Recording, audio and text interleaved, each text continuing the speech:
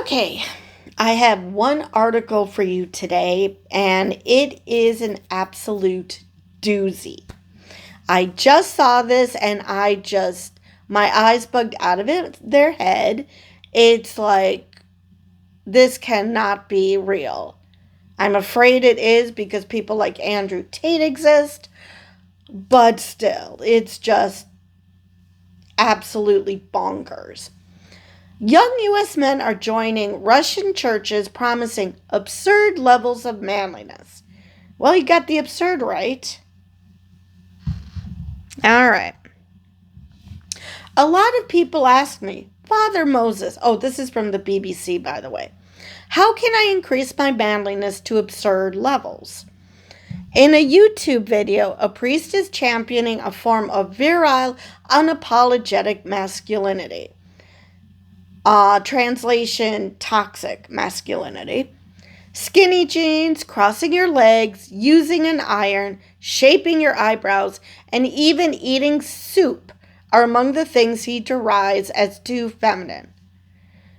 Seriously, eating soup? Using an iron? Tell me you aren't a sexist fuck without telling you aren't a sexist fuck. I mean, obviously, using an iron is very feminine because only women should do laundry. What the fuck?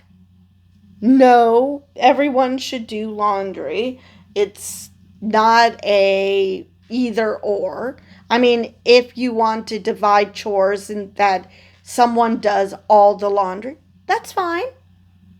My mom does all the laundry in the house, so that works. But to decide that it's a woman thing? No. Using an iron? Oh, wait, that's the one I just did. Eating soup? Now, I realize that there are women out there who will order salads and soups as a main course. It's not that they just order it as a side. So I get that. But just because women do that as in general doesn't mean that's a chick thing. Men can eat soup. My father loved soup. Even when it was 90 freaking degrees out, he loved soup. I just never was, into eating soup when it was really, really hot outside. That was just not my thing. So I'm just, now notice, this is either a feminine thing or what you would think of as being gay. Because I was watching Queer Eye, and one of the fashionata, actually said that he can wear skinny jeans because he's gay. Now, I don't know if that's still a thing. I'm not up on fashion. No, never have been. Do not care what fashion's like. But if you want to wear skinny jeans, that doesn't make you feminine.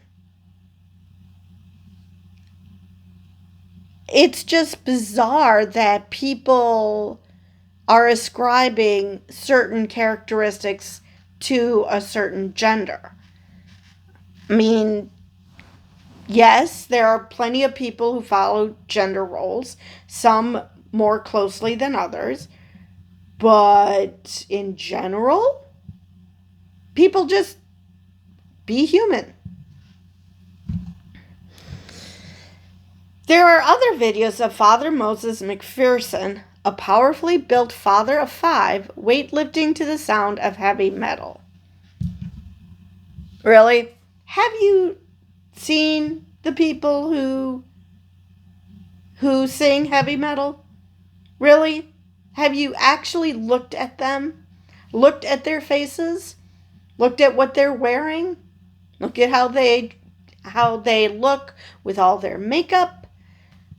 And you're going to listen to heavy metal and then claim that you know what ultimate manliness is all about. Hmm. He was raised a Protestant and once worked as a roofer, but now serves as a priest in the Russian Orthodox Church outside Russia, in Georgetown, Texas, an offshoot of the Mother Church in Moscow. ROCOR, a global network with headquarters in New York, has recently been expanding across parts of the U.S., mainly as a result of people converting from other faiths. In the last 6 months, Father Moses has prepared 75 new followers for baptism in his church of the Mother of God just north of Austin. When my wife and I converted 20 years ago, we used to call Orthodoxy the best kept secret because people just didn't know what it was, he says. But in the past year and a half, our congregation has tripled in size. During the Sunday liturgy at Father Moses' church, I am struck by the number of men in their 20s and 30s praying and crossing themselves at the back of the nave, and how this religion, with traditions dating back to the 4th century AD, seems to attract young men uneasy with life in modern America. Software engineer Theodore tells me he has a dream job and a wife he adored, but he felt empty inside, as if there was a hole in his heart. He believes society has been very harsh on men and is constantly telling them they are in the wrong. He complains that men are criticized for wanting to be the breadwinner and support a stay-at-home wife. Okay. No, you are being criticized not because, if you want to be the breadwinner and have a stay-at-home wife, great. Reality does not allow for that. Not everyone can be a stay-at-home wife. Not all women can do that. If what you're looking for is to be the breadwinner and have a stay-at-home wife, great, look for that. Most women do not want that. So you're criticizing people and moving away from society because you can't find what you're looking for. I'm sorry, how is being more masculine going to help you out in that regard? It's not. It's actually going to push even more people away. So, yeah. We are told that's a very toxic relationship nowadays, Theodore says. That's not how it should be. Nobody is calling that toxic. If you think that that is toxic, then you are doing far worse shit than just wanting to be the breadwinner and having a stay-at-home wife. You're doing far worse shit. Like rapey shit, abusive shit. That just, if you find a woman who wants to be a stay-at-home wife, wants to be a stay-at-home mom, and allows you to be the breadwinner, fine. Nobody is saying that that's a bad thing. Everybody wants something different. A lot of women want to be able to work. I'm sure there are plenty of women who, if they were given a chance, would be stay-at-home moms. Even those who have lucrative careers, simply because they're just doing this because they need to support themselves. And either they're single or they just don't make, or the husband just doesn't make enough to support them. That's perfectly fine. If you want a stay-at-home wife and she wants to do that, perfectly cool. That is not toxic. Literally nobody is calling that toxic. It's this idea that you force them into that. That's what makes it toxic. If the woman agrees to that, not a problem. Nobody has a problem with that. Almost all the converts I meet have opted to homeschool their offspring, partly because they believe women should prioritize their families rather than their careers. Father John Whitford, an archpriest in the Rocor from Spring, north of Houston, says homeschooling ensures a religious education and is a way of protecting your children while avoiding any talk about transgenderism or the 57 genders of the month or whatever. Okay, tell me you're a bigot without telling me you're a bigot. Okay. Now, protecting your children from what? Reality? I mean, I understand that people want certain religious values. I get that. But the fact remains that the world doesn't all ascribe to your values. And most people are adults and understand that and realize that in order to navigate the world, you have to accept that not everyone will agree with you. And so you have to learn how to navigate that. How do you have a discussion with someone who doesn't agree with you on a certain issue? But at the same time, if you're going to be a bigot and think an entire group of people should cease to exist, then, I can see why you want to be left alone, because you're just preparing your kids for the fact that they're going to be shunned. So, there is that. Now, there's no such thing as transgenderism. That is not a thing. Are there transgender people? Yes. But transgenderism implies that it's an ideology. That's not what that is. People are trans. That's not because they decided one day to become trans. They are trans. And the fact that they go on to, or the 57 genders of the month or whatever, implies that not only are you mocking trans people, but you have zero understanding of how gender works. I mean, I assume they're talking about non-binary, which, granted, I don't get it either, but I'm not going to mock them for it either. I mean, there's a lot of things I don't understand. That doesn't mean I'm going to pretend they don't exist. Compared to the millions of worshipers in America's evangelical megachurches, the numbers of Christian Orthodox are tiny, only about 1% of the population. That includes Eastern Orthodoxy as practiced across Russia, Ukraine, Eastern Europe, and Greece, and the Oriental Orthodox from the Middle East and Africa.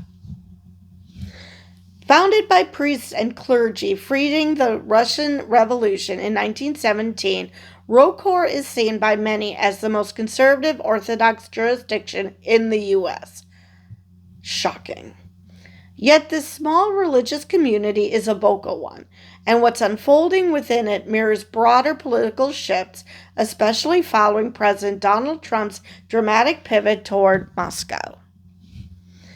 The true increase in the number of converts is hard to quantify, but data from the Pew Research Center suggests Orthodox Christians are 64% male, up from 46% in 2007. Well, considering, they're the ones who feel like they're the ones who are supposed to be, that there's supposed to be a hierarchy and the men are supposed to be above women, most women don't go for that. I mean, there are some who do. There are definitely some women who feel that men should rule them.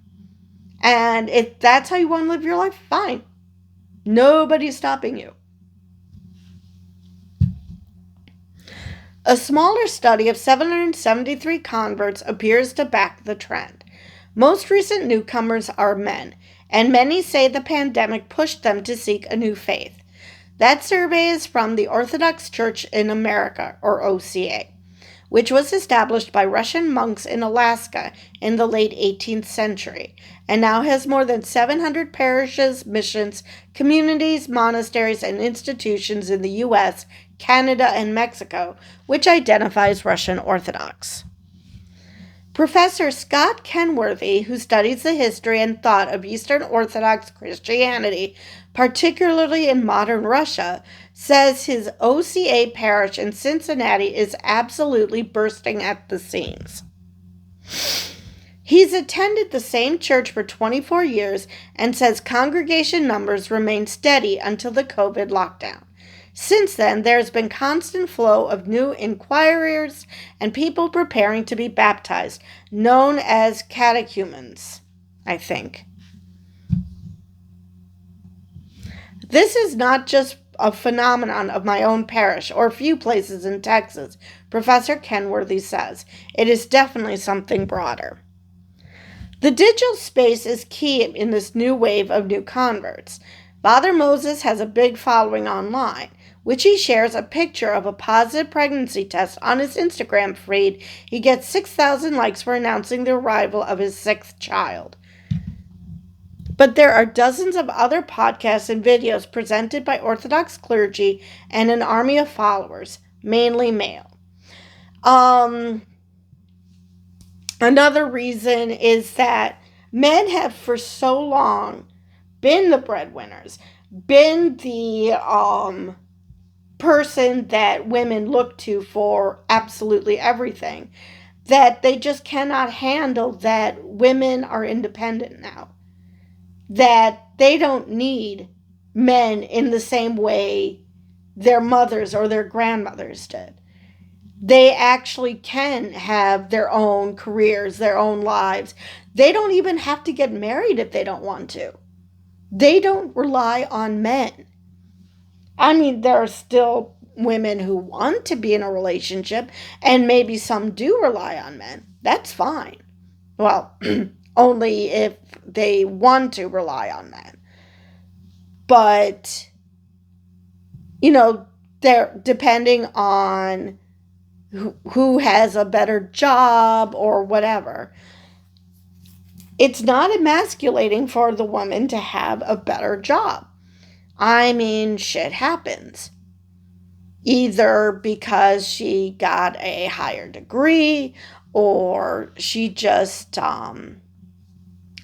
was in the right job that she was able to move up or whatever it is. Why are you taking that as a personal affront? There's nothing wrong with that. No woman ever says, my husband has a better job than me, because she's not a man baby crying over, a pissing contest. She doesn't do a pissing contest. Why? Because she doesn't have to. She's confident in who she is. Why are so many men not confident in who they are?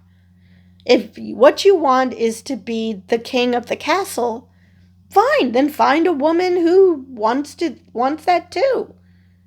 And you are in a reality where that can happen. But then don't blame society when you can't find that. Because women didn't just turn on the TV, that they were like, oh, I want to be June Cleaver, then turn on the TV and suddenly they're radicalized and they think that men are horrible people and that they should live a life all on their own. That is not how things work. In my case, that never even crossed my mind, even before I fully understood that I am asexual, I am aromantic. But even before I knew any of that, I just was not interested in that. That just was so weird to me. So, everybody has their own desires. Hell, there are men who are aromantic and asexual. It's perfectly fine. Everybody is different. There is no one way to be a man, and there's no one way to be a woman. That is what people are not getting. Learning how to be more manly is not going to help you. Why? Because the very thing you claim you want is going to be even further away. Women are going to be even more repulsed. So, yeah. Father Moses tells his congregation that there are two ways of serving God: being a monk or a nun, or getting married. Oh, thank God I'm not serving God. Okay. Just a minute. All right. Those who take the second path should avoid contraception and have as many children as possible. Oh, goody, I'm going to have Monty Python in my head now. Yay! For those keeping score, that would be every sperm is sacred. Show me one saint in the history of the church who ever blessed any kind of birth control, Father Moses said.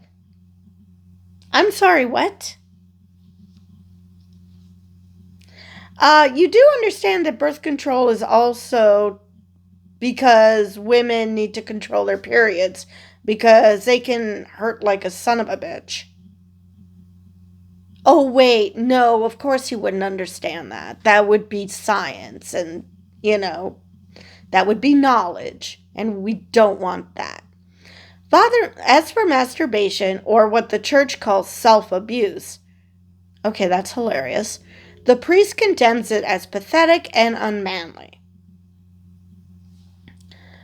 Okay, why? I mean, obviously, he probably thinks that to masturbate you have to be attracted to your own penis, which, considering how some men talk, I'm pretty sure they actually are. But I'm pretty sure that he considers it somehow gay because, gay men like other men, so he equates the two because that's totally the same. It's just bizarre. Why is it pathetic? I mean, it's not because men masturbate because they have a lack of partners. It's just, bodies do stuff. I'm sure that once upon a time, if I wanted to, I could find someone when my libido was being stupid. The thing was, I wasn't interested. And no, I do not masturbate. But if I did, okay, so not looking for a partner, so how else am I going to deal with it? Sometimes the urge hits and either you don't have a partner or your partner is not in the mood and it's kind of rapey to force them. So, Father Moses says orthodoxy is not masculine, it is just normal. While in the West, everything has become feminized. Some Protestant churches, he believes, mainly cater for women. Really? Some examples, please? I don't want to go to services. I feel like a Taylor Swift concert. Father Moses says, what's wrong with Taylor Swift? If you look at the language of the worship music, it's all emotion. That's not men. Dude, how are you familiar with faith? That's all about emotion. There is nothing intellectual about it.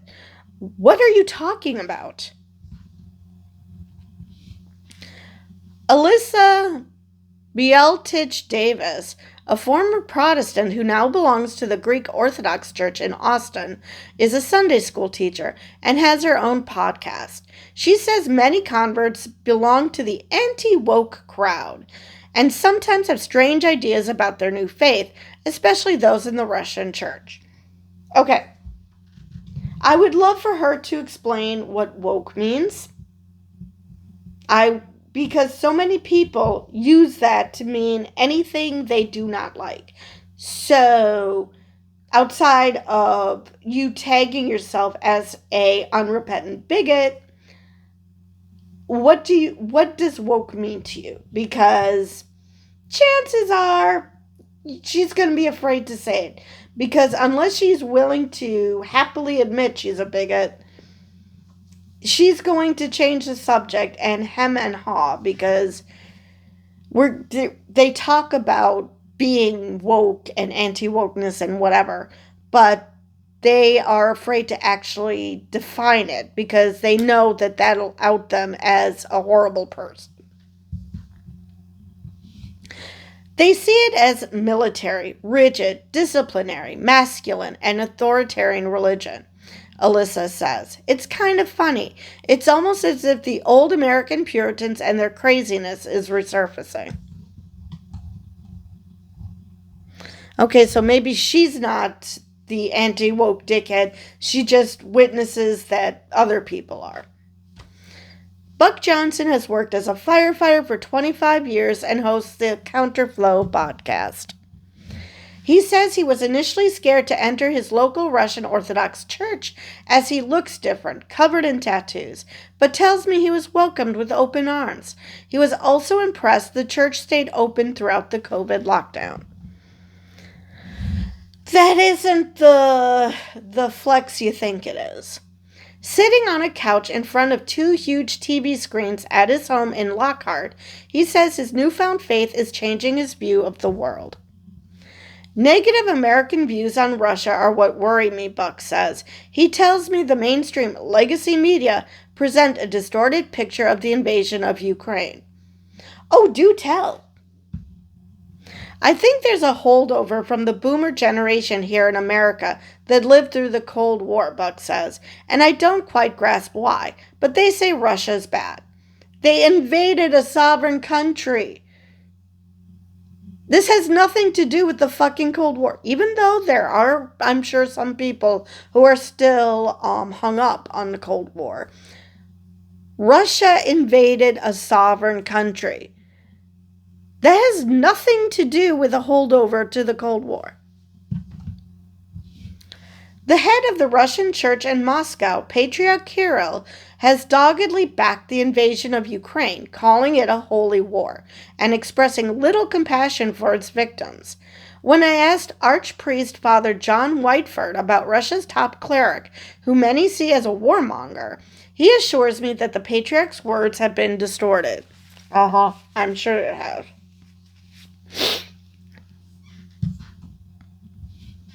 Footage and photographs of Putin quoting Bible verses, holding candles during services in Moscow's Cathedral of Christ the Savior, and stripped down to his swim trunks to plunge into icy waters at Epiphany seem to have struck a chord. Some, in America and other countries, see Russia as the last bastion of true Christianity. And that is perfectly fine.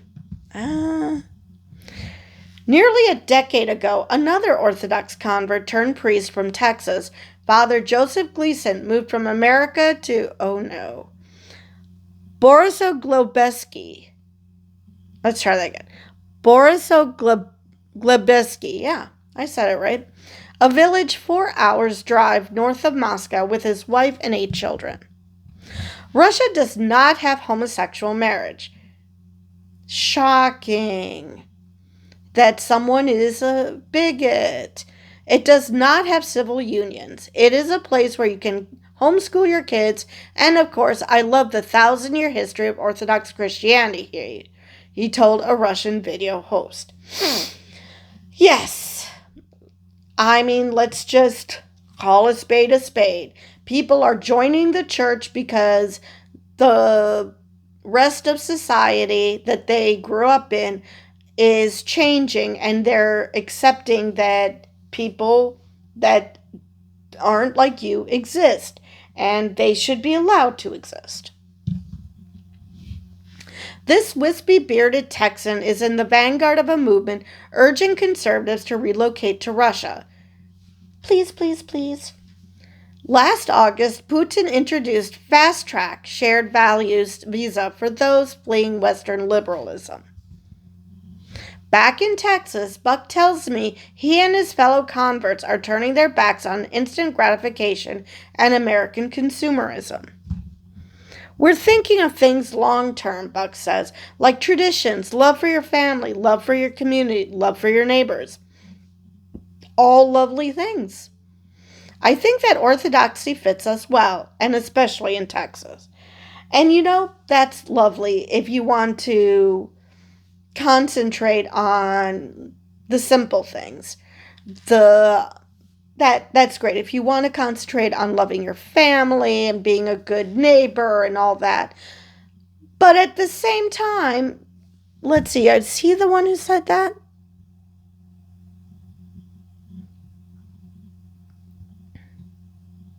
Okay, that was a different guy who talked about gay marriage. So, but yeah, if someone, goes to a church because they feel more connected to their community and it makes them better people, go for it. That's why, even though I think religion is silly and bullshit, I would rather people stay in religion if they feel that it keeps them grounded, keeps them from doing horrible things. Because let's face it, when you accuse atheists of, that if you were an atheist, that you would murder and steal and all you want, that's just telling on yourself. So, yes, if this is what keeps you a good person, absolutely find a religion and stay there. Find a religion that speaks to you. I'm all for that. But then don't be surprised when there are certain views like that doofus who has a problem with gay marriage. Um if people are going to have a problem with you, don't whine about it. If you're going to have values and your values says that marriage is between a man and a woman, fine. Then don't get all pissy when other people say, no, that's wrong. That makes you a bigot. Because either you accept that you're a bigot and move on with your life, or you get pissy about being labeled a bigot and then do what? You're not going to change. You're not going to change your views. So why are you getting pissy about it? That never made sense to me. If you want to live in a community where people hate gays as much as you do, fine, you do you. But then just don't get pissy when others don't agree with you. Because most people don't. Hell, most conservatives, well, I shouldn't say most, but a lot of conservatives don't either. So, yeah. Well, that is the end of that article. So, with that, I believe I'm done with this video, and I will see you guys in the next one.